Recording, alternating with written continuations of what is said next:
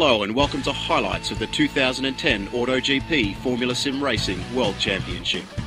Round 8 of the championship is the Canadian Grand Prix, taking place on the circuit Gilles Villeneuve. Located on a man-made island in the city of Montreal, this is a deceptively tricky circuit that can catch the drivers out.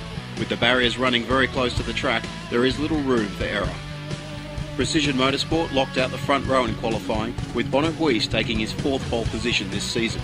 Ronnie Hannell qualified in 2nd, and David Greco, who has now replaced Malazich at Twister Racing, set the 3rd fastest time. Frederick Nilsson produced another impressive time to qualify 4th, and Lee Morris set his best qualifying result of the year in 5th. Off the start line, there were no real winners or losers, and the run down into the first corner proved to be clean. The only incident coming from Dominguez, who lost his front wing after braking too late. The rest of the field made their way through the first sector in single file with very few passing attempts. On lap 2, Denis Haril made a move on Prevost on the inside of the hairpin. Poniatowski tried to follow Haril on the inside, but contact was made, resulting in Prevost spinning and damaging his car. While trying to call for his pit crew, Prevost accidentally selected neutral, and Peter Carser ran straight into the back of him. Fortunately, all other drivers managed to avoid the accident, and Carser even made it back to the pits for repairs. At the front, Huis was still in the lead, but Hannell was all over the back of him. Greco was slipping behind the leading pair, and Haril continued to move up the order, first passing Morris and then Nilsson for 4th. On lap 8, Hannell got a run on Huis down the main straight, and wanting to avoid a Red Bull-esque incident, Huis offered little resistance to his teammate. However, only a few laps later, Huis took the position back in exactly the same manner, and then lost the position again on the following lap. Although both drivers were clearly pushing each other, they were leaving plenty of room and maintaining the gap back to Greco in 3rd. Frederick Nilsson was hounding Haril in 4th, and after some tight wheel-to-wheel action, Nilsson eventually made it past on lap 16.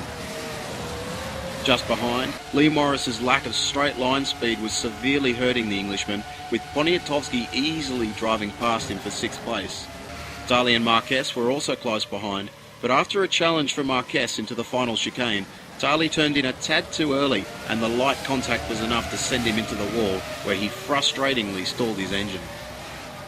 Poniatowski's incredibly high straight line speed allowed him to easily pass Haril and Nilsson to move up into 4th place, and Bruno Marquez had now moved up into the action as well, passing Haril for 6th position. Nilsson was the first of the front runners to pit, but the decision backfired on the Swede. He was soon held up by the trio of Boumelainen, Mäkkönen and De Witt as they battled for 7th place. Unfortunately, as Boumelainen tried to pass Mäkkönen into turn 1, Mäkkönen span, and with nowhere to go, Nilsson ploughed straight into his car. It was race over for Mäkkönen and the end of any chance for Nilsson to get a good result. The stops did not go well for Poniatowski either. The SB Motorsports crew took an extra 9 seconds for his routine pit stop, dropping him back behind Haril and Morris.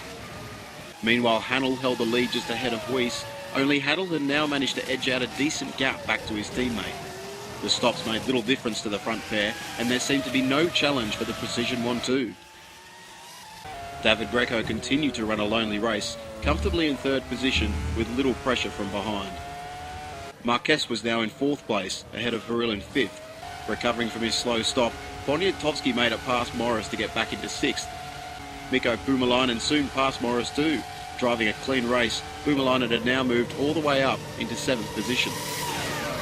Lucas Euler was another driver who was now in a strong position, simply by avoiding the incidents. And when Morris unexpectedly made a 2nd scheduled stop, Euler found himself up in 8th position.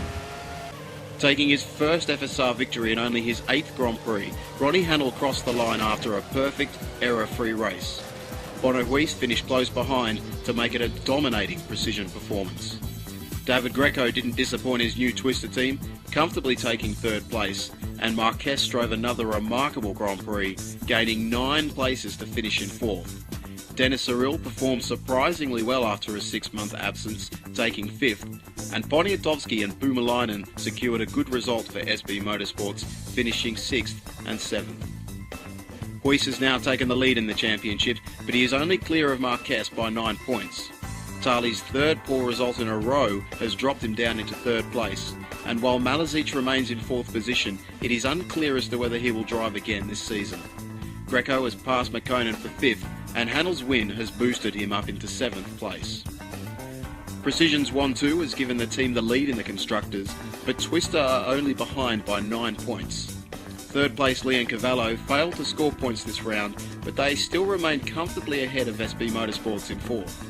Go Speed's healthy haul of points has helped them to break clear of Torrent Motorsports and Faster Than Speed. The next race will be the European Grand Prix. You can tune in at 5:25 GMT on the 20th of June for the multi-BC broadcast. To watch the action live, go to www.formula-simracing.net and follow the links to the live broadcast. We hope you've enjoyed this presentation. I'm Simon Adebisi, and we'll see you this weekend in Spain for the next leg of the AutoGP FSR World Championship.